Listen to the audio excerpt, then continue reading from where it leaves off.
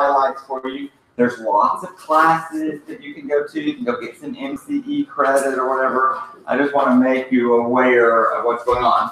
There are a number of significant changes happening to the contracts. I think they're all positive or whatever. We seem to be getting a little more responsive to things over here. Someday when we have a Democratic governor, I'll get on that broker lawyer committee, but until then, there's a bunch of Republicans over there. That's okay. Careful. Very careful. We love Republicans. We love Republicans. Anyway, they like to clarify life for us, so that's fine too. So these changes go into effect May 15th, and you'll need to make sure that you use the new contract after May 15th. Almost all of us are going to use some version of electronic forms, and so they're automatically going to upload if they haven't already done so. Has DocuSign switched over to the new forms yet? Not really, because Star couldn't find one yet, right? They will shortly. They will shortly. What you need to be careful of is if some other agent slips in the new contract, then the new contract is in effect, remember? So some of these things you need to kind of catch yourself on. And I don't think there's much controversy in the main contracts. The controversy is going to be in these addendums that we're going to go over. And it's going to get confusing, so we're going to have to do it a few times or whatever. The main thing, remember I mentioned before, I mean, the very main thing about these contracts is that earnest money now is going to have a time frame tied to it and a consequence when the earnest money is not delivered in a timely manner. Before, remember that the option fee had a time-specific performance, but the earnest money, you could just kind of use this reason. And I think, you know, I try and always kind of explore how did we get where we're going. It's because most of the world today I don't even know where a check is, you know, and the people coming in from out of town barely had a check or whatever. So we were giving ourselves a little more flexibility with getting this earnest money. But those of us that have been at it 20 years ago, you took your contract with your option fee and your earnest money, and you delivered it when you negotiated. Okay, you never, ever, ever even started to respond to someone without the check in your hand. Okay.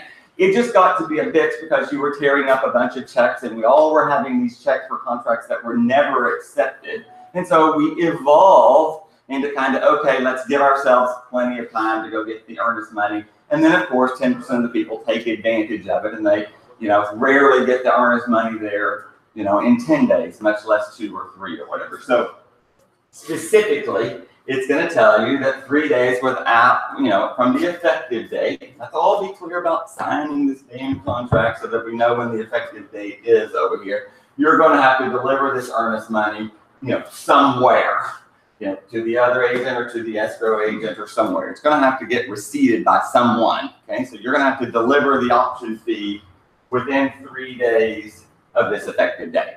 And when you don't, and you think you're under contract, and your guy's over here setting up his inspections, and he's moving on over here and arranging his furniture in his head, the seller may send you the form terminating the contract, which does not require the buyer to sign anything, and you are no longer under contract, okay? It doesn't require any debate. It's just going to be sent to you, okay? So don't know how to stress. Don't wait to the 3rd day at 4:59 and stress is all about it. I think let the pendulum shift again over here and get the earnest money when you write a contract. It did not deliver the contract, you know, and get the earnest money there within a day. In a class the other day, it does not say what time.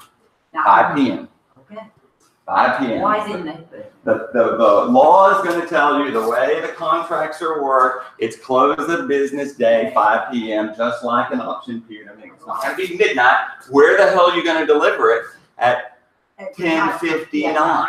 You're not going to deliver it. The way they're going to interpret it is 5 p.m. Maybe it's gray, but it's, you need to, the key to the whole answer, get it on the first day. I know. And if you can't get it on the first day, get it on the second day. And don't wait till the 3rd day. Yes. Okay, so you made an offer on the house, got accepted. What day? On a Wednesday. Wednesday. What time? On Wednesday afternoon. Okay. Thursday morning. Yeah. Deliver the checks. Absolutely. Got signed and receipted in. Absolutely. They forced you the seller, realtor, forced me to use a title He company. didn't force you, it was an optional, and if you wanted them to pay for the title policy, that was the choice that you got. You could either pay for your own So I title policy used that title to policy. save 1% of the contract It was cost. his wife, Okay, you know, so the check sat on his desk for 4 days. okay. And they kept calling me. The title company says, You're- "Where's the check?" You Where's got the it, check? you got it somewhere and it was acknowledged that it was someplace Yeah. else. Then you're fine, it doesn't matter, that's, Okay. that's his problem, that's not your problem. I kept telling her, I said, "Your husband is sitting on his ass, not relating the check to you. Y'all are sleeping in the same bed together." I'm just explaining how it works. Yeah. So, let's be clear what it says here. If buyer fails to deliver the earnest money within the time is required by this contract, the seller may terminate this contract and exercise the seller's remedies under paragraph 15. We're gonna go over that little form and how that works over there. The most significant change of all these other things, and in the grand scheme of things, this one means the most. Yes, dear? So, but the effective date starts just like the option. The day Absolutely. After. That's right, day one, that's right. Yeah, So we sign today, effective, it starts, the 3 days starts tomorrow. you sign today, and today is your effective day, and the end of 5 p.m. this day is day one, and then day 2 days later, day 3 is 3 days later.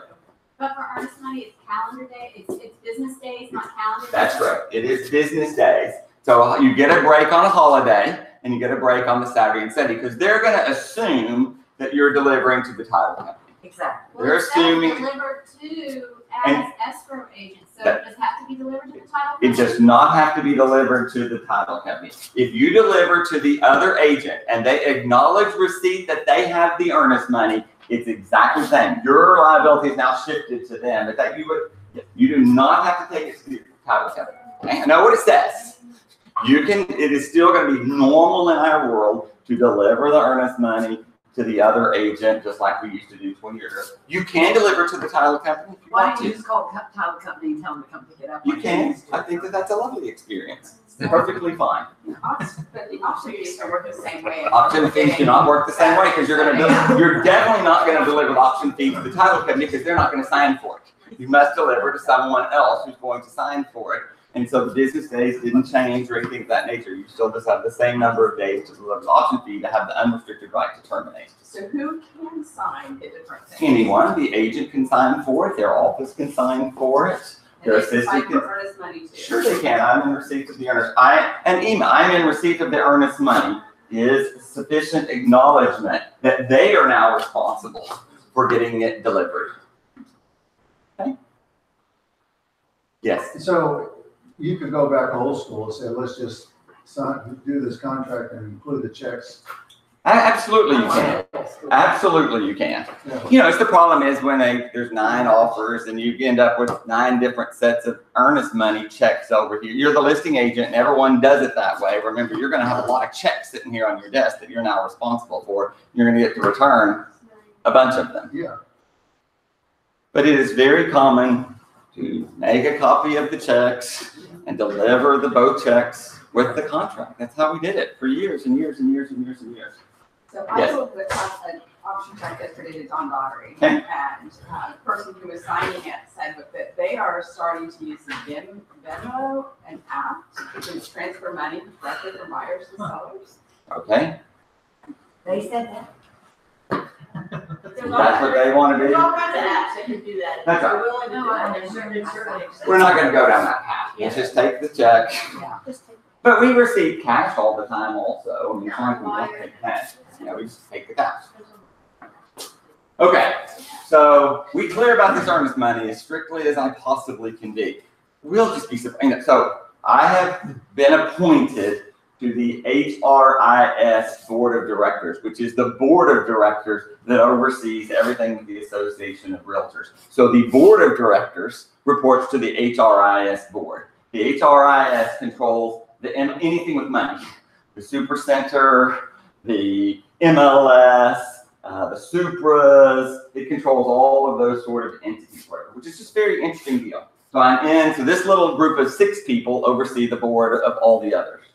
And so it is interesting conversation about the seller's disclosures and the number of people who do require everyone to have a new seller's disclosure the day after Harvey, just like we did the week after Harvey, versus those companies that have not updated the seller's disclosures post-COVID or whatever. And literally the HRS board want to say, if you don't have a seller's disclosure dated post-August 27th, you are performing an unethical exercise in real estate, because there is no seller's disclosure that should not have been updated after August 27th, right? I mean, we've been talking about that.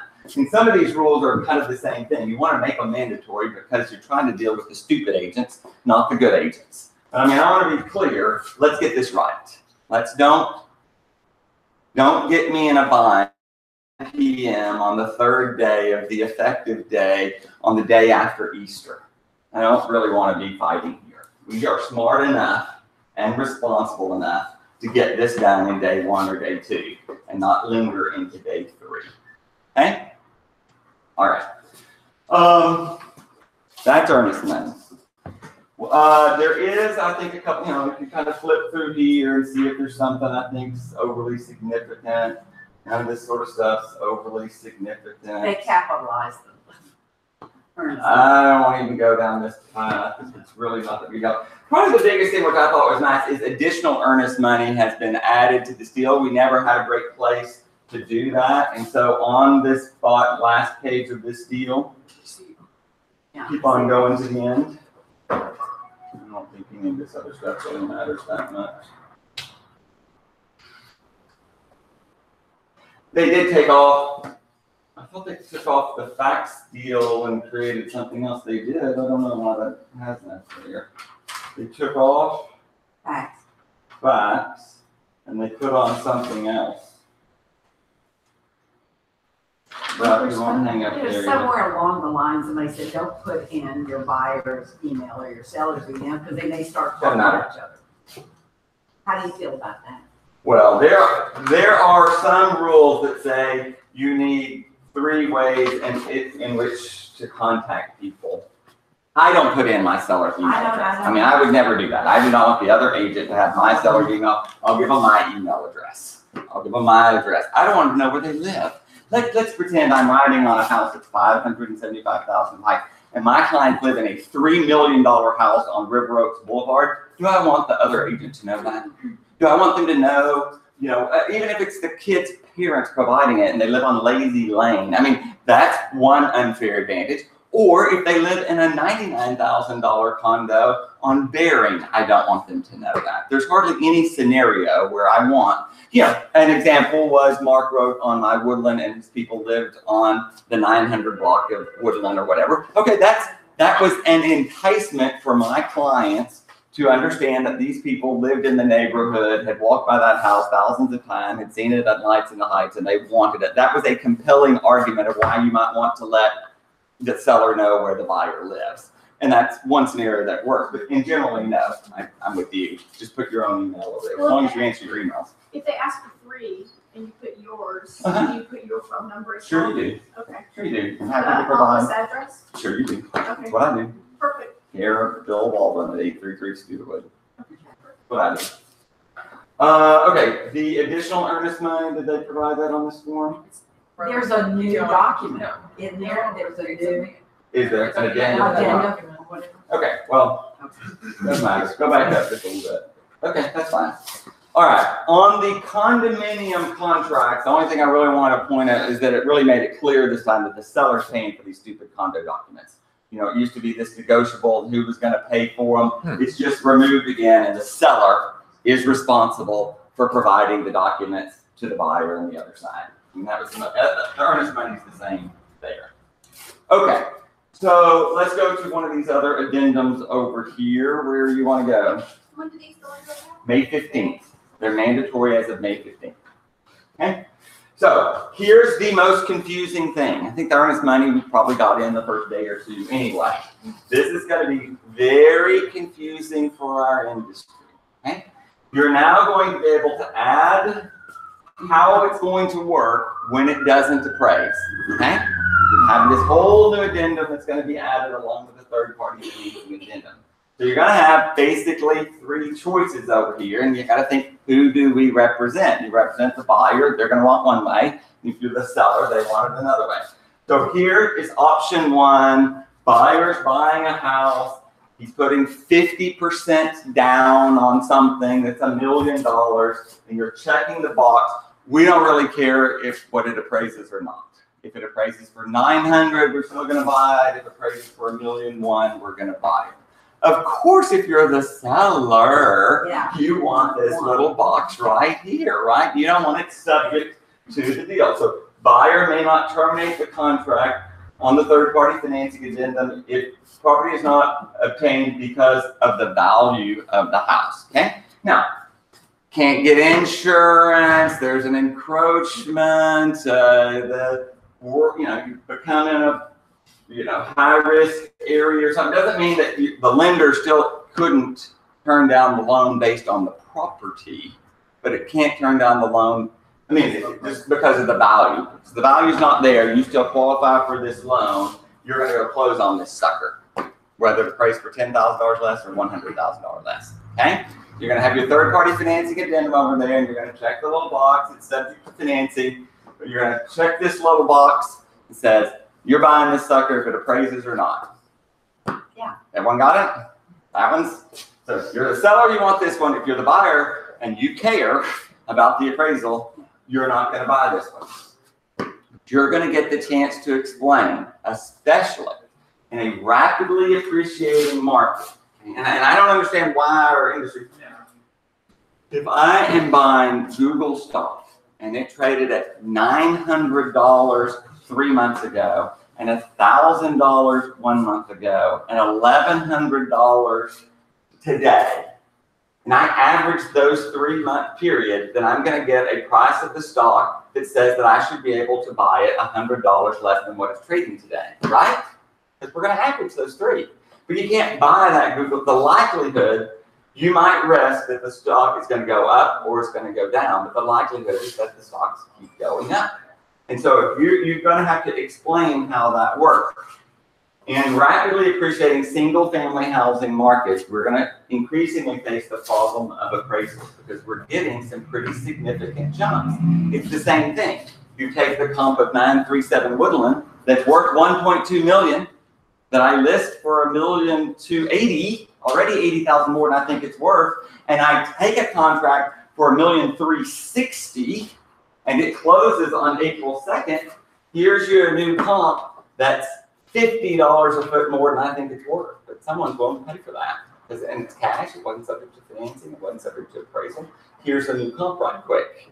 Okay? The market's rising too rapidly in some of these deals. So I definitely believe a fair number of houses are not going to appraise in 2018. I just think that they're not going to. I just don't think the market can keep that. And you can explain, or your salary. Last year, you made, 2 years ago, you made $80,000. Last year, you made $90,000. This year, you made $100,000. Allison, we're going to average your last 3 years, and that's what you're going to make next year. You're going to make $10,000 less than what you made this year. Doesn't work anymore. You don't think the value of the house is going up? Don't buy it. If you think it's going down, wait till it gets lower. Otherwise, you need to get out of the housing business. Financing appraisals are for the bank. They're not for a buyer. They're for the event of foreclosure. Do you think you're going to get foreclosed on? Because that's what the bank's betting on. They're going to foreclose or not, and they want to buy it at back. They want to foreclose at a rate that they can sell it and make a profit. 80% of the value of it. So, I think we're going to have to do a better job of explaining it. But if it's tight, you're buying a $300,000 house, and you're putting 5% down, and you don't qualify, and you don't have an extra $10,000, you definitely care about that. And that's where these appraisals work just fine in the suburbs where there's 1% appreciation and 50 houses exactly like one another. Okay? It works just fine there. But what it doesn't allow for is much appreciation of your neighborhood. And I get the bank would like stability. Most buyers would rather have profitability. So, box number 2. The buyer is not going to terminate because of the deal and if the value is X. And so you're going to end up putting the value of the sales price. So we're under contract for $1 million and you need it to appraise for $1 million. Or you could negotiate this number and say, all right, it's going to, I don't think it's, let's pretend back to our other addendum. We're listed for $1 million and you've offered me $1.1 million to try and entice me to that. Knowing that it's not going to appraise for $1.1 million, right? We have these agents out there, whatever. So you're going to go and insert, no, I only said it was going to appraise for $1 million. You're willing to pay for $1.1 million. I want it only to be subject to appraisal at what I listed it for. Okay, great opportunity for us to not let those people get us, to bait and switch us. Okay, so if someone's, now you can, it's all negotiable. If you're the seller, you want it to appraise, I mean, you know, maybe if you're the buyer, you want this to be what you just offered under contract. But if you're the seller and they bid more, then you're going to put in the original list price. Got it? Am I confusing anyone? That's like our contract. It's exactly like our contract addendum deal. They just went ahead and did it 5 years after I did it. Yep. Okay? You understand how this one works? Okay? Here's this one over here. Okay, we're going to check the little box. Buyer still retains the right to terminate within so many days or whatever. And in the opinion that the lender's appraisal is less than X, you can put in a number here. You are going to have to submit the appraisal. So here you're going to give yourself, now remember when it doesn't appraise today, $1 million house appraises for $950, doesn't appraise. You go over there and there is no real time limit that you have to do something. You just have been negotiating. I want you to lower the price to $950. No, I want you to pay $975. We're just, let's get some more comps over here to the lender. Let's send them over here. Maybe let's get another financing over here. We're just kind of in loosey-goosey lane over here. Brandon's had a couple of these lately.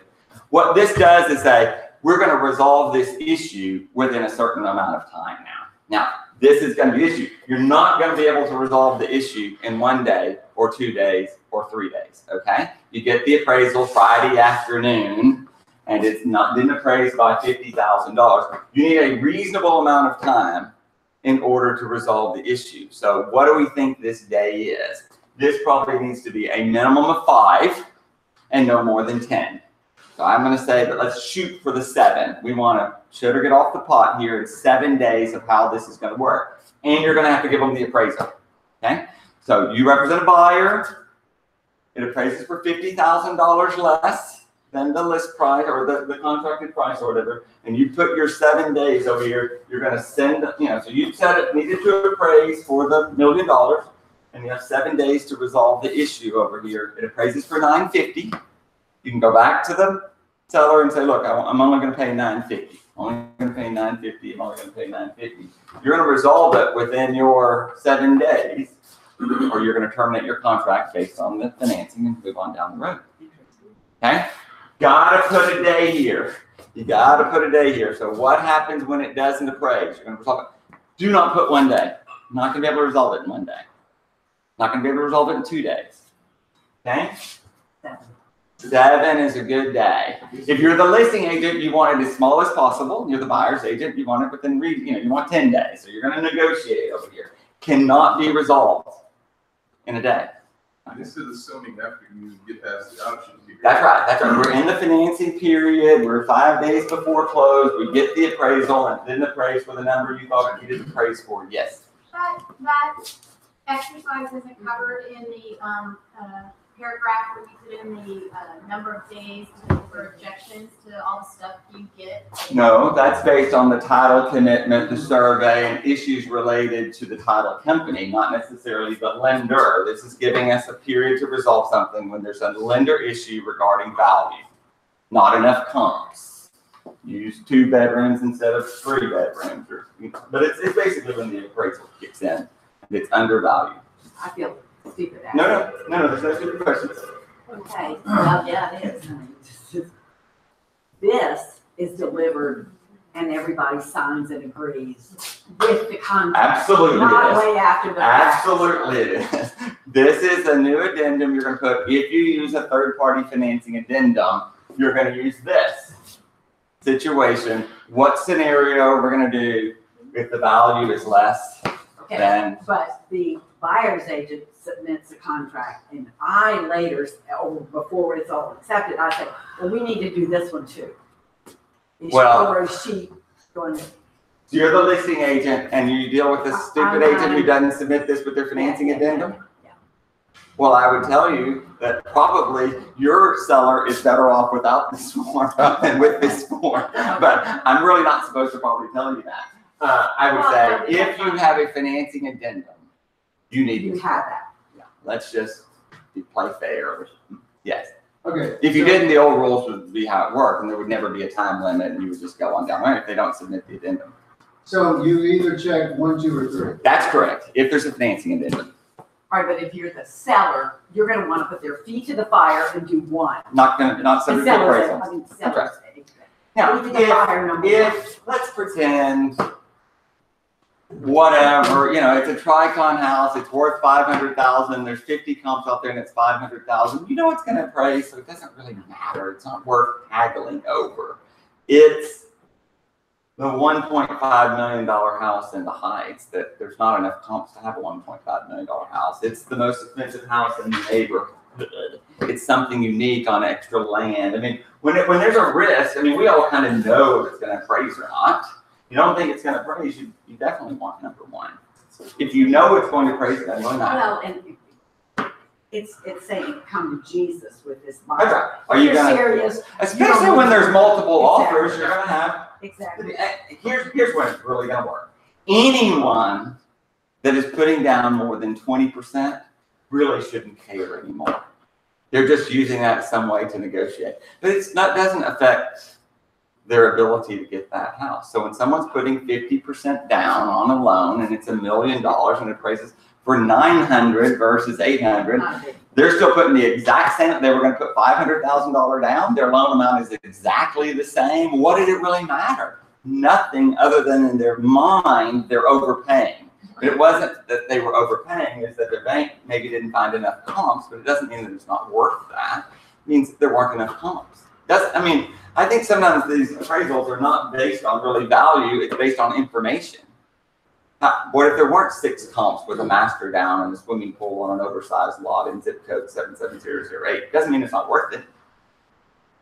So, if someone's putting more than 20% down and you're the listing agent, you want to continue to stress this. And you're going to say the same thing I just said. The amount of money you're putting down is exactly the same. Your loan amount is exactly the same. Your house payment's exactly the same. If you really care that much about appraisal, we'll go get your appraisal before we get under contract, because I don't intend to lower the price for someone who puts 50% down on a house that's been on the market for 1 day. And it's all negotiable. You get under contract day 1, you got a better chance of using this. You've been on the market for 100 days, you're going to be able to plan over here. Yes. Will this go to the? Yes, it will. Yes, it will. Yes, it will. Will this go to what? The lender. It's going to go to the title company. It's going to go to the lender. Absolutely. Pretty important new document over here. I think it's good. Gives us clarity. No one's going to understand how it works. They're going to fill it out wrong the first 3 months. They're not going to include it. Are these populated zip forms? Not yet. Okay. Not yet. You said mandatory? It is mandatory In the, in May 15th, after May 15th. Very important form. Do we get it? Do you not get it? 2 and 3 is. Okay. Yeah. So the same thing. I'm in a bidding war. It's 500,000. I bid 525. Okay. I know it may not appraise for 525, but just as long as it appraises for 500,000, I know that I'm going to pay the difference. I got With the that. list Now price. we're down to 3. Okay, we're under contract over here. We're worried about the appraisal, and everyone's worried about the appraisal. Put 5% down, you're gonna start using this option, okay? So when it doesn't appraise, and you're right to terminate, you're going to terminate within a certain amount of time now. You can't leave me in limbo. I'm the seller, you're the buyer, it didn't appraise by 20,000, it's May 20th, we're set to close April 30th. You can dilly-dally here until the 30th and then just terminate. And I've been Off the market. off the market for someone who wasn't gonna pay a dime over the appraisal.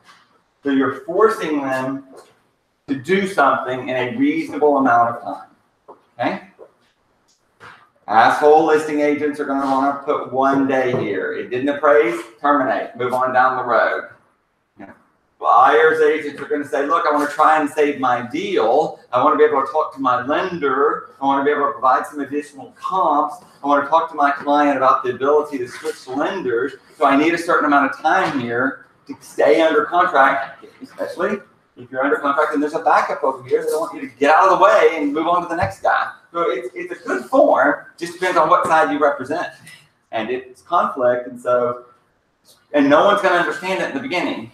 So someone's gonna go put 1 day over here, and it's gonna be stressful. Then you're going to have to get this appraisal as quickly as possible, and you're gonna have to get it to the other side. You didn't have to necessarily give them the appraisal before. Is that the 4901? I don't know the numbers, but probably. So saying, Yes. so So this is the one we were talking about yesterday, you know, same thing. If you're selling Southmore and someone's putting 50% down, you want to check box number 1 and send it over there to Kathy Blum and say, your rich buyer should buy this whether it appraises or not. We know it's probably not going to appraise. If you're most worried about its ability to appraise, go appraise it before we get under contract, because I don't want to waste a bunch of time and get an inspection if that's the single most important thing for a unique house that isn't going to appraise. Are we doing this form on every? You're doing this form on anyone where they have a third-party financing addendum. So it's not FHA or VA. For every, That's right. everyone We don't has have that. third-party financing. That's correct. Not an FHA. That's right. We don't have enough FHA. Okay? You missed some of that, so come back and watch what I said, because it's a fairly important form over here. Fairly confusing to our one. Okay? We good with that one? This is all good news? Okay, where are we going next? this one. Buyer's termination of contract. You just had the right to terminate. It didn't have a little box for the termination of the appraisal or whatever. So now you do. It's the. You didn't get that seller's disclosure. Right here. Buyer does not satisfy property approval, so they've added this whole little line here about now you can terminate because it didn't appraise. What does that mean? What is satisfied property? Didn't meet value. Didn't meet value. Why, Yes. why are they not saying property appraisal and not? Well, because it could be any other reasons the lender wouldn't lend on it, like you're now in a flood zone that you didn't know you were in a flood zone, or the insurance they redo the flood maps. Now all of a sudden you're in a flood zone, so the flood insurance is $300 a month more and you don't qualify. Property, not the buyer again. Buyer's gonna have to get approval pretty quickly, but you're still gonna have chances for the property. It just gave us a few more options over here. That's all they really did. It's all good. Check shot, check the other, and write what it is that you're terminating for. Okay. Let's go to the seller's right to terminate. Okay. So now the seller has the right to terminate. Now we're gonna get thoroughly confusing over here. You get it? Need that. We needed it. You're not in the right form.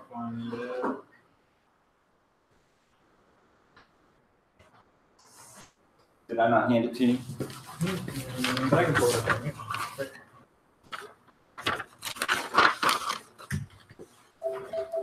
Notice the seller's termination of contract, number 50-0.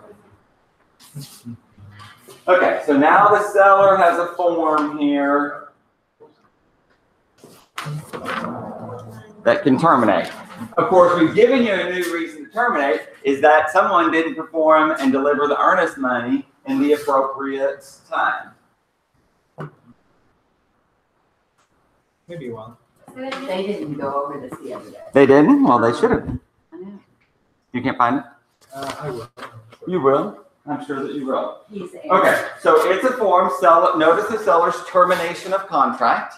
The main reason it was created was the buyer failed to deliver the earnest money within the time required under paragraph 5 of the contract and before the seller delivered the notice to the buyer. And you have this little form, and the seller signs it, and they send it right on over to the title company, and they release the earnest money. It didn't require the buyer to sign anything. I see where this is going to get very confusing when we're in a conflict, okay?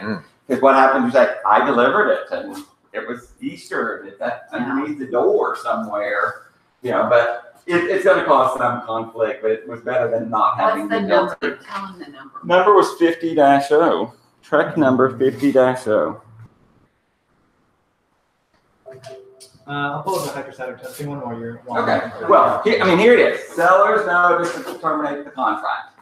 It gives you the little deal. Check. Buyer failed to deliver the earnest money within the time required under paragraph 5. And you just sign it, release the earnest money. It's governed by the contract, which says the title company is going to release the earnest money. And so is there another? There is another box. If there's another reason the seller may terminate, well, you would have to decide what the reason was. Seller failed to close on time, you know, or some of that nature. That let's just say when we have these forms, and let's say you check some other, it doesn't mean that there's going to be some conflict. And I want us all be clear. We've explained this many times. TREC can write all the forms they want, and they can tell a title company to do something all they want. But it would be the exact same thing if Joe wrote in his contract that Bill Baldwin was going to clean the house for the next 3 years. They're not obligated to perform under this form, okay? I think it's a good form to have. I think it provides good clarity. I think it sends the people something in writing, but it doesn't mean the title company is automatically going to release that. Okay? If you represent the buyer, If you represent, and you're delivering those checks, you better have somebody sign it and date it what day. I want to be clear about the earnest money. It's the most significant change that we've had in a very long time. And you need to perform under day 1 or day 2. Yeah, if you perform under day 1 or day 2, and 99.99% of the time you ought to do that, so you're never going to have an issue. But there are plenty of reasons we need when the buyer's agent says, I'm going to give you the earnest money tomorrow. And I'm going to get the earnest money tomorrow. I'm going to get the earnest money tomorrow. And you don't have it. After a while, I'm not saying at 8 a.m. on day 4, you're going to shift this over there to the title company. But if you have a backup offer, you got plenty of other interests, or you really totally lost confidence in these people, then that's what you're going to do. The goal is to sell houses here, folks. So they want to buy the house, let's let them buy the house. But if they're just not going to perform, we need the ability to get out of contract and move on to sell to somebody else. And this form gives us, it moves the pendulum forward. Okay, but I see conflict.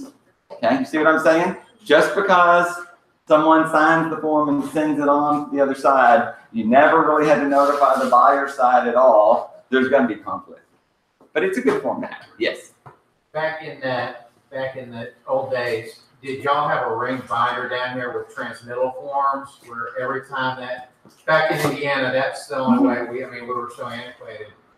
And it sounds to me like we better have some kind of transmittal form. It's paper trail. Yeah. When we deliver this stuff. Well, you're going to copy everyone. Yeah. If you're No, in a hurry to get out of contract to take the next one, you're going to, but let's just be real clear. Here's the conflict. It's day 4. You're the selling agent. You have your seller sign this. You send it on to the title company. And then you jump up here and get under contract on the next one right quick. And the buyer argues about it. You're going to be under contract with 2 people. And some judge is going to tell you, you got to be careful at some point. I still think the way to do it is to send the form on with the release of earnest money and get the other side to sign the standard release, which releases everyone from liability. And I believe the title companies here this first round or this first year or so are going to demand that also. I think they're going to want a standard release. This at least, I think that not having this form has always led everyone to believe that only the buyer can terminate a contract. That's right. And I think this changes that now. I think it's a good form. I want to agree that at some point when people aren't performing, they're not giving us the earnest money and they've gone AWOL, that we need some ability to move ourselves forward and get out of contract and move on some other way. Yes, but I'm not sure the title companies are going to thoroughly understand that. Is there any time, is the seller under any time constraints that as to when he has it? So like, I missed the day. Okay, I turned it in the morning after. The 4th day. I turned it in on the 4th day. Okay. The earnest money. The earnest money. we're going merrily halfway along, and we have got the option period, we've gone. Yeah, the seller can't then go and say, you didn't perform in the 4th day and send that on the day before closing, within reason. I mean, it's just gonna be within reason. I think once the earnest money is received and it's receipted and you proceed on, then everyone's gonna assume they no longer have the right to terminate. Okay? But if you never get the earnest money and the people just say you're under contract just because I didn't deliver the earnest money, you know, you've got to have some way to get out of these contracts. And at least this, like I say, I don't know that it totally gets you out of contract, it at least puts it in writing that the seller wants out of the contract, and then let's see what happens. It's gonna be confusing, but it's a step in the right direction. Okay, good form. You're gonna start seeing it if you don't deliver that earnest money, but we're not gonna have that problem because we're gonna deliver the earnest money on the first business day after we get under contract. Okay, next we never had this standard form for the hydrostatic test. So now we have one, which is a good thing. Let's go over it. Addendum authorizing the hydrostatic test. Find that one? Okay. It always is going back. Our problem with hydrostatic tests have always been that the damage that occurs as a result of the hydrostatic test. You have a 2-story house in Frostwood that was built in 1961. It's got a master and a half bath on the first floor and 2 bedrooms on the second floor up there. And we go and we pop off a toilet on the second floor and we apply pressure, you know, and all of a sudden there's a leak in the plumbing in the second floor that starts draining through the lights on the second floor down to the first floor that only was a result of the hydrostatic test over here, okay? Wouldn't normally have that much pressure. And I will agree that if I take a water hose and at some point I put it in my mouth and you apply a tremendous amount of pressure, water's going to start coming out of my ear at some point. But I don't normally have that much pressure. You know, I just drink a glass of water and it works just fine. So at some point, I do think these hydrostatic tests are risky to some degree. They're less risky in the 1-story house where the plumbing's all at the edge of the house than it is that version that I've had before, which is a total nightmare when the water goes everywhere. Yes? It's pressurized. Well, Pressure of the water. it just kind of depends on who's running that test. Now, there are simpler tests where, yes, you're just actually filling up with a little balloon and there's not as much pressure. But there are some pressure tests because they want to check at a higher pressure for these hairline leaks. That would be static pressure. Well, it's creating problems. I just want us to know. I'm not saying never have a hydrostatic test. I'm saying that there's inherent risk with some of them versus a camera or something where we have less chance of a water leak into a house creating problems. Okay, but doesn't matter. That was just. I think you have to be careful about when you want to do that versus a camera. So we've always kind of had this deal. Which do you first, if you have a hydrostatic test, do you still need the camera? Well, why don't we just go do the camera in the beginning, which is less invasive and really tells you more about what's happening anyway, because we don't really always know where this leak is with the hydrostatic test to begin with. But you can have a hydrostatic test, and if you have a slab house built in 1940 or 50 and you're going to live there, I'd probably recommend that you get one done. So, okay, so seller authorizes the buyer at buyer's expense to engage a licensed plumber, to perform your hydrostatic test on the property. That's a good thing, okay? So let's talk about our risk here. Seller shall be liable for damages caused by the hydrostatic test. Who's going to check that box? Nobody's going to sign that. No seller is going to assume the damages for the buyer performing a test on their house, right? No one's that stupid. Let's try there. Buyer shall be liable for damages caused by the hydrostatic test. If you're the seller, you're going to want that, right? You're going to say, buyer, you're performing a test on my house. You fix whatever damage as a result of that test. And that's basically how the law is written now. So you would think that that's what we're really going to check over here. And here, buyer shall be liable for damages. But we want to limit our damages to, $200. Who's going to agree to that? I mean, so You're gonna get to choose over here, but let's all be realistic. Number 2 is what people are gonna choose. I have a dumb question. When would you use this? All the time. You sell a house in Oak Forest that you're gonna live in. You sell a house built on a slab in the 40s, 50s, or 60s, maybe even the early 70s. Especially if there's a tree anywhere nearby over there. If you think the foundation has shifted to 1 degree, then you're gonna think you need this test. You sell a slab house, you sell a pier and beam house, I don't think it's necessary. You sell a slab house, 40s, 50s, 60s, early 70s, you're gonna need to recommend to your buyer that they perform some evaluation of the plumbing system in the slab. So you could use a hydrostatic test, you could use any other kind of little test, you could use a camera, but yeah, you're gonna keep that house.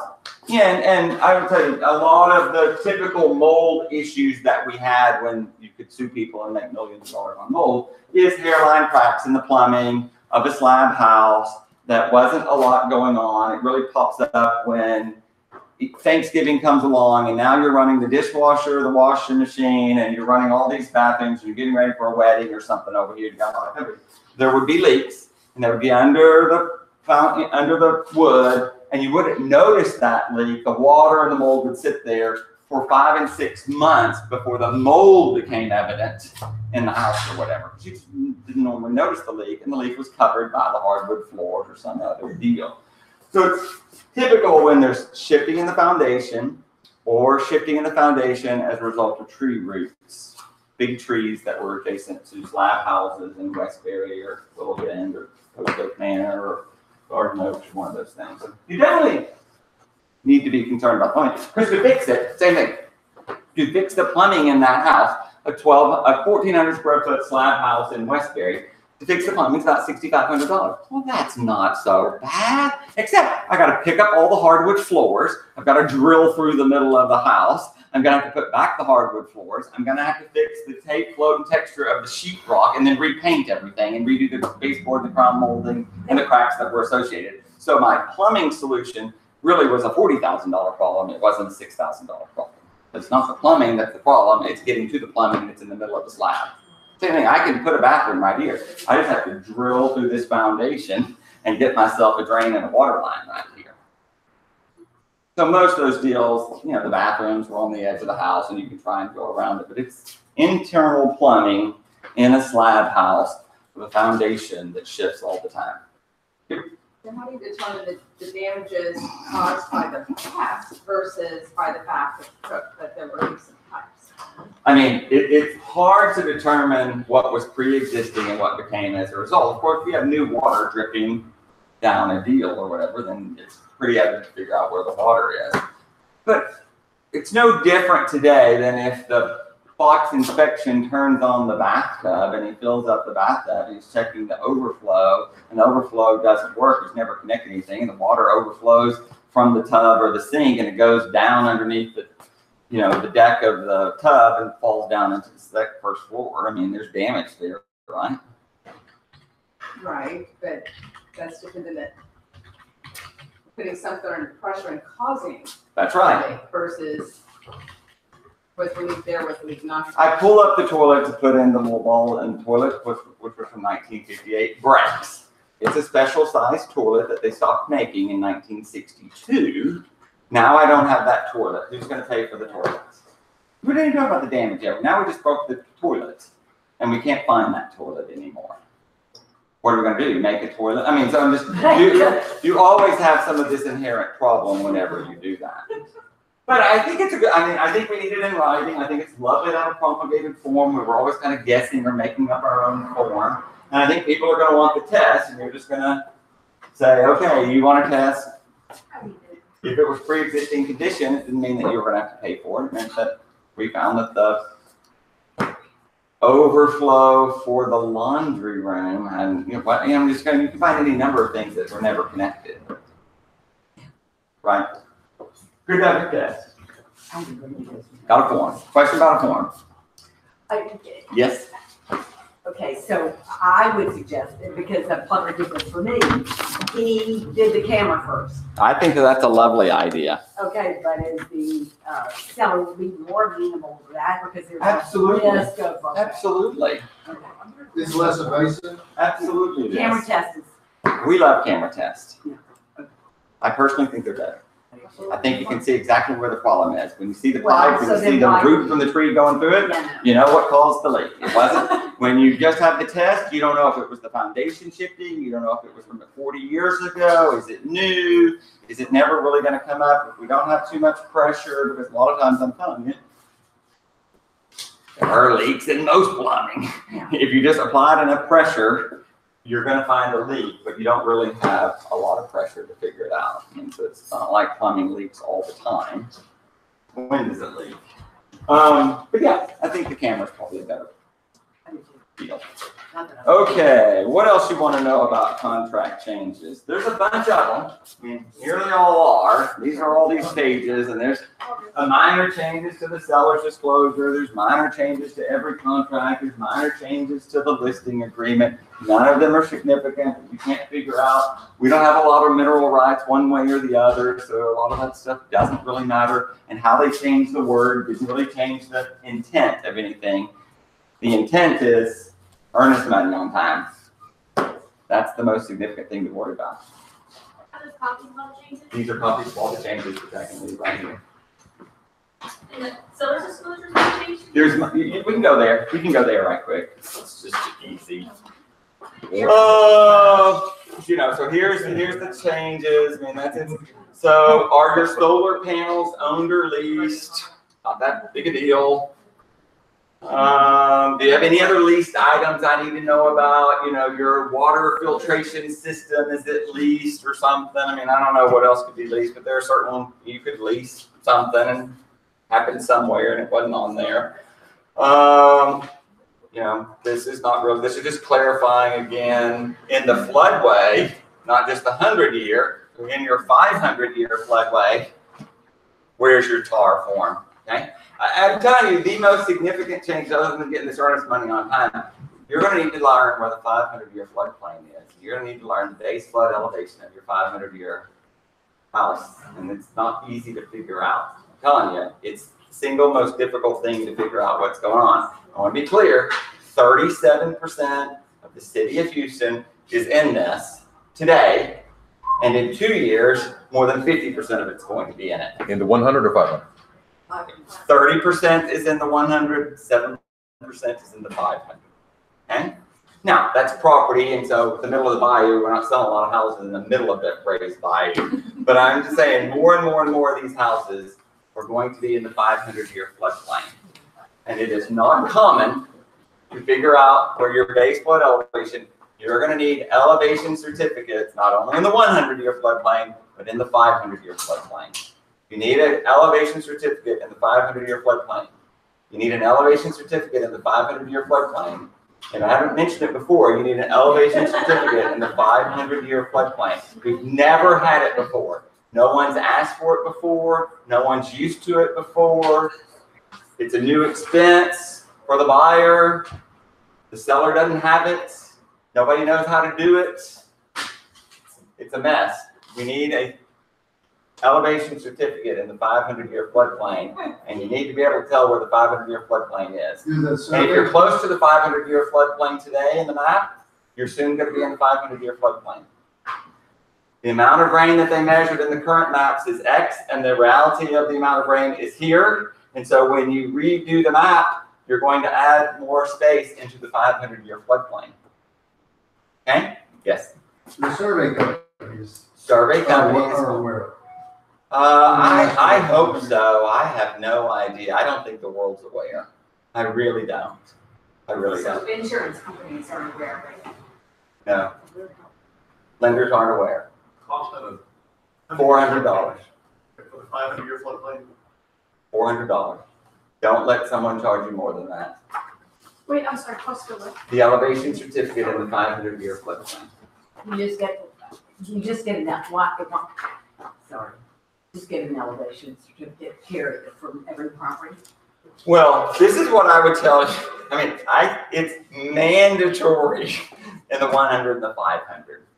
I think anyone else should probably have an elevation certificate, especially if there's any risk that they're low at all. So that's almost every slab house, and that's every garage. You know, even if it's pier and beam in Bel Air or whatever. So all, you know, in the city of Bel Air, you get one automatically. The whole damn city's in this area, so you would normally get one. But yes, when we change the rule in 5 more weeks, that changes the basis of where you can build based on the center of the street. And we raise that number for every house in the city and the county by another 12 to 18 inches. It's going to mean any addition that you do, a patio, a deck, a storage a building. I mean, not to mention an addition is going to be, you're going to need this certificate in order to get any sort of permit to do anything. To get a patio, you're going to need it. You're not even going to be able to get a patio. You're going to have a maximum lot coverage. You're not going to be able to pour a concrete patio if your house has about 45% of the lot coverage already.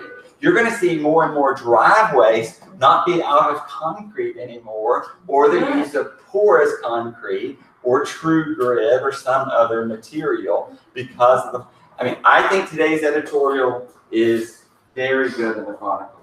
If you're not doing something different because of the result of Harvey, and you're in politics or government, you should be thrown out of office as quickly as possible if you're not doing something significantly different. You not only haven't done it right in the last 50 years, you must prepare for the next 50 years. Everyone go read the editorial in the Chronicle today, which I will post on my little Facebook page in just a second again, and run out the politicians who are not doing something significantly different. So the way we build houses, the way we construct streets, the way we do driveways and impervious cover has got to be different from this point forward. So it's going to impact housing. It doesn't mean that you can't have a deck raised 2 feet off the ground where the water can, pool underneath it. But a poured patio is going to be a new problem. Poured driveway, there are going to be problems. So, let's start in the 100 and the 500 and get accustomed to it and figure out what happens shortly thereafter. Yes? So Mark has a elevation certificate for the house that sold in Bel Air. It's in the 500 year flood. Yep. But it doesn't show. You're going to have to go back to them and get the okay, so now we have the identification for the 500. That's a step. You need to go get the base flood elevation marked into that deal. You need so the survey is saying it's in the 500 year deal. And you got to go get the elevation certificate and find the base flood elevation in the 500 year. Keep sending it back. Keep sending it back. I need the base flood elevation. I need the garage. I need the first floor, finished floor marked on this elevation certificate based on the 500 year. It's going to be very confusing for them. So if you get ready to list something in Bel Air, yeah, you need to go ahead and have her order. And West G. I'm just telling you, almost all of West Well, I'm just saying. But yes, absolutely Bel Air. There is no property in the city of Bel Air that's not in the 100 to 500. There's no property. So, okay, so you buy new construction. Buy new construction. Presumably they have an elevation certificate to have gotten a permit.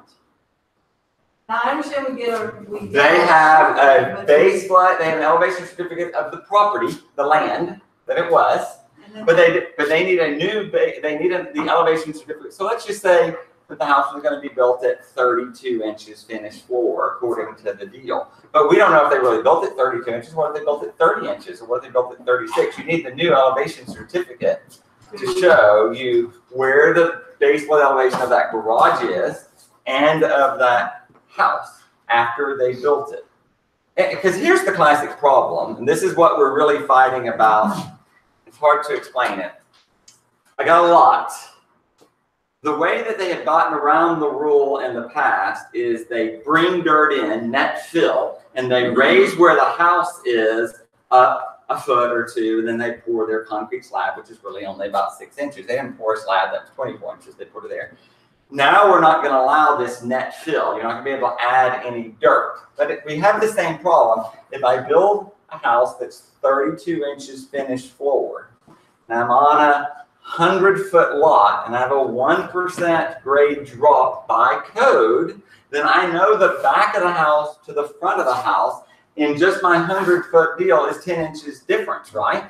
So if I'm 32-inch finished floor, am I 32 inches here at the low or 32 inches over here? If I was 32 inches at the back, I'm only 22 inches at the front because the dirt was filled in to create that. So you need to know after the construction, what's the elevation of the finished floor of the house and the garage. Same thing. And if I'm at the base flood elevation of 52, and 2 years from now, for flood insurance purposes, to get out of that deal, you're going to have to be at 55. All of a sudden, that house that was built this year, which was built out of the floodplain, is now going to require flood insurance, and it could be a significant cost. Okay. We're talking about the seller's disclosure, which had nothing to do with flooding because this is a state form, but that was very interesting that they added that. Keep on going. Seller's disclosure. You're moving up here. How's our computer? This is a lovely thing. Did you have any unresolved permits? Most people just build without permits, but did you get a permit? So here's the classic deal. This is what we find all the time.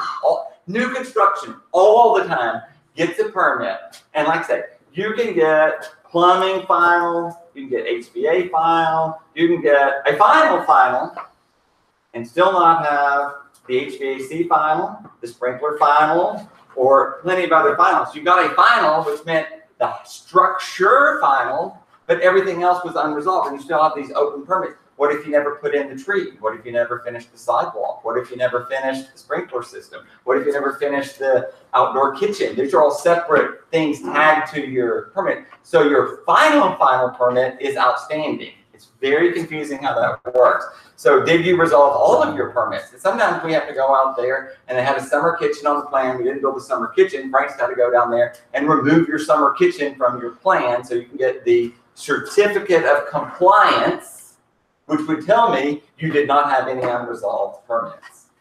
But I think it's good that we've added this little thing here. There's plenty of time. You got a permit and you got a final, but you're not really final. So how do you know the seller is being truthful or you pull up the website that we gave you at the State of the Market presentation, and you plug in the address and see if you have any unresolved permits for the last 3 years. Everyone should do that of any house that you're selling, especially if there's been a remodel in the last 3 years. You should plug in the house and figure out if they did something with a permit and did they get a final or not. I'm giving this little presentation to Greenwood King and Heritage Texas in the next week or two. I can give it again here, but you need to plug in that little website and figure it out. It's been there 80 years and they haven't done anything in 20 years. There's no point in looking for that.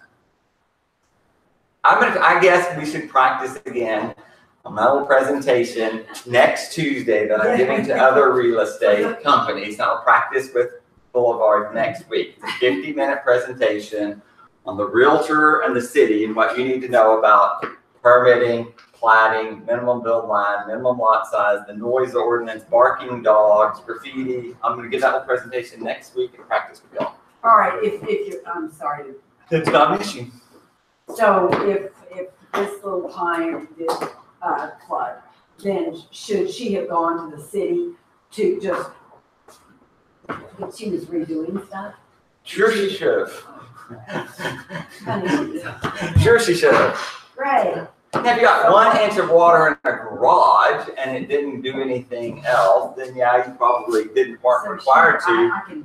But yeah, I'm still concerned about the houses that flood, the properties that got water on them, okay, that maybe got water into the structure or not. Where the AC got 8 inches of water in the yard, but no water even came close to getting into the house. Did anybody reinspect that AC unit? Okay, so you could, if you were the seller, go out there and pull a permit, have the city of Houston come out and inspect your AC unit, and for $75, you'd have had some certification that the city said your AC unit was just fine. If I was selling a house, I would have done that because I think that that's very good insurance to say, yeah, I didn't have any issues whatsoever, but just to guarantee, I went ahead and had this, I pulled a permit, I didn't inspect So about just the explain that, you know, let's just ask the city to come out and check. Pull a permit. Now, so what are we doing? You don't need a permit to replace your floor.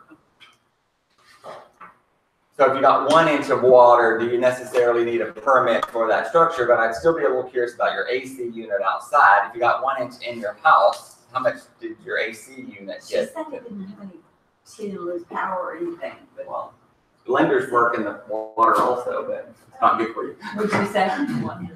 Yes, Star. What'd you say? New builders need to fill out this. Absolutely. Self-disclosure, even though they As never lived in a house.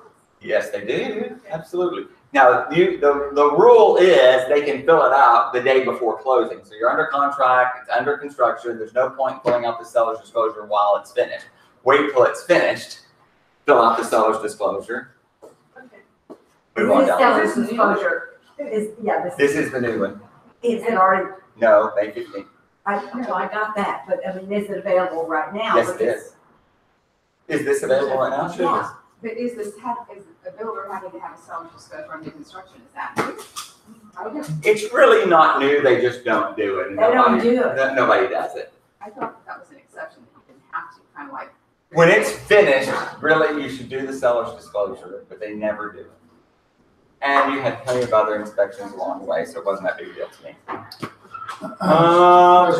Yes? So if we've got a new listing, do we just go ahead and use the new? Yeah, Why not? yeah. Why not? Yeah.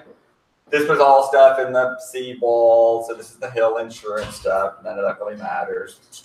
Would you say that doesn't matter? What is it? If you're selling a house in Galveston, it matters, but it doesn't really matter. We already have windstorm coverage in Houston. Go down. On May 16th, did you get new seller's disclosure? Yes, you do. No, on May 16th, is it required?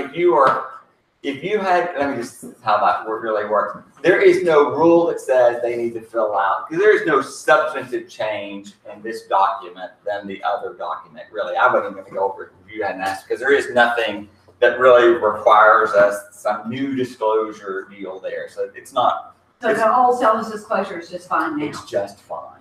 For new lists, so the way the rule works, for new listings that you take after May 14th, yes, you need to use this form for new listings. You don't have to go back and make every listing that we have fill out this form. Marianne, are we clear about that? My favorite. Okay. There was nothing. So is this the form that's in back? No, it's not. It's not in It's not there zip yet. It's not there. So if we wanted to use it, where do we get it? You can download from TREC. Oh, okay. I mean, it's available for you to use if you want to. I'm telling you, there was nothing substantive in here that really made that. Is it already in zip form? It's not there yet. Oh, Okay. It should, I'm telling you, they're going to be there pretty soon. They're not going to wait till May 14th to convert over. I'm surprised they haven't converted to some of these. So when someone, Star called me on a question or whatever, the first thing I'd ask, what's the date of your form over here? Is it the new one or the old one? And the other firms are going to be using these forms as quickly as possible. And but they're not required yet. So keep going. That internet, okay, fine.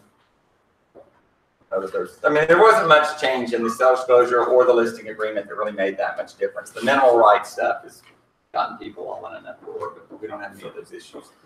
What else you got? What other questions?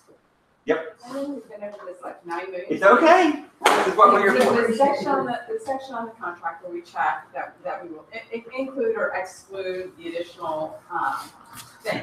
Shortage in there, areas and shortage. No, wait, let me finish the question, okay, and we've always, you guys told us check, will not, because our survey is where our survey's from. Yep. Recently, though, I've had several deals with over public, Okay. and they are they are offering this additional.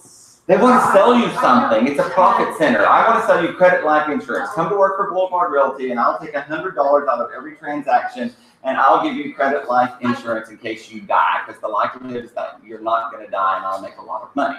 And that's what they're going to do, is they're trying to charge you for something that's just not necessary. And so but they're very persuasive, and in talking with the buyers, and especially, I think their big thing is they're saying, well, the Department of Insurance is going to guarantee that survey for 10 years. Okay? If the survey company goes out of business, that survey is good for 10 years. you're gonna be there more than 10 years and you care. But if you are buying a lot and block of a normal property and you get a survey, you do not need that. Now, if you're buying 32 acres in Llano, Texas, and the boundary is the Frio River, then yeah, okay, I'm gonna tell you the Frio River moves from time to time. If you're buying a lot and block, you do not need to pay the title company 5% of a title policy to go and walk through the house to make sure that the seller's vacated, right?